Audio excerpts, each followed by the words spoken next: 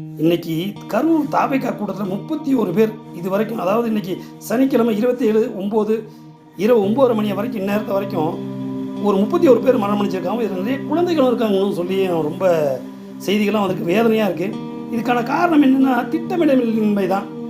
விஜய் அவர்களுக்கு புது அரசியலுக்கு வர்றாரு, வரக்கூடிய கூட்டத்தை பார்த்து அவரும் மயங்குறாரு, கூடக்கூடிய கூட்டத்தை பார்த்து நிர்வாகிகளும் மயங்கிடுறாங்க. இது ஒரு மக்கள் கூடக்கூடிய விஷயம். இதில் எவ்வளோ ஆபத்துகள் இருக்குது, எவ்வளோ விபத்துகள்லாம் ஏற்படலாங்கிறவங்களாம் கணிக்க தவறிட்டாங்க. இது ஏதோ அரசியல் பொழுதுபோக்காக ஒரு சினிமா நடிகரை பார்க்க வந்த கூட்டம்னு மட்டும் சொல்ல முடியாது. ஏதோ ஒரு அரசியல் மாற்றம் நடந்து ஒரு விடிவு கிடைக்குமா அப்படிங்கிற ஒரு இளைஞர்களின் எதிர்பார்ப்பு. அதுக்கு இன்னொரு காரணம் இளைஞர்களுக்கான அரசியல் புரிதல் இன்மையும் கூட ஒரு காரணம். இதே நேரத்தில் திருச்சியிலாம் அடிக்கடி பார்த்தீங்கன்னா 10 லட்சம் பேர் 7 லட்சம் பேர்னு சொல்லி விடுதலை சிறுத்தைகள் கட்சி பெரிய ஊர்வலங்கள் நடத்திட்டு இருக்கு.